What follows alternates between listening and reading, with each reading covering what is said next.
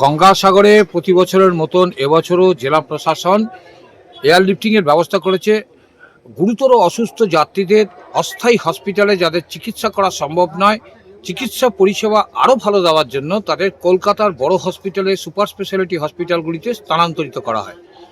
গতকাল অসুস্থ হয়ে একজন উত্তরপ্রদেশের লখনৌর বাসিন্দা সন্তালাল বলে 70 একজন বৃদ্ধাকে হসপিটালে ভর্তি করানো হয়।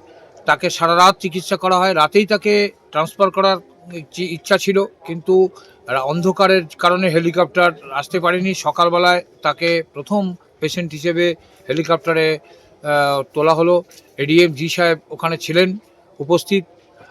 প্রথম তাকে কলকাতা হসপিটালে স্থানান্তরিত করলো। আমরা হ্যাম রেডিওর পক্ষ থেকে জেলা প্রশাসনকে বহু বছর ধরে এই এয়ারলিফটিংয়ের সহযোগিতা করে আসছি।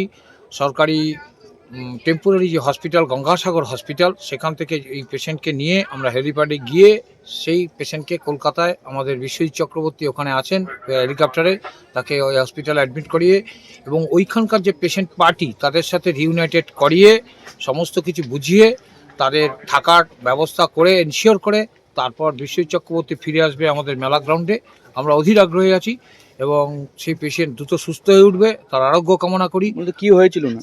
ওনার শ্বাসজনিত খুব সমস্যা। গঙ্গাসাগর হসপিটালে, ওই অস্থায়ী হসপিটালে এর আরও ভালো চিকিৎসা দরকার নেই। রাজ্য সরকার সদা সচেষ্ট প্রতি কটা পুণ্যার্থীকে যাতে আরও ভালো চিকিৎসা দেওয়া যায়, তার জন্যই তাকে কলকাতার আরও সুপার স্পেশালিটি হসপিটালে স্থানান্তরিত করা হলো।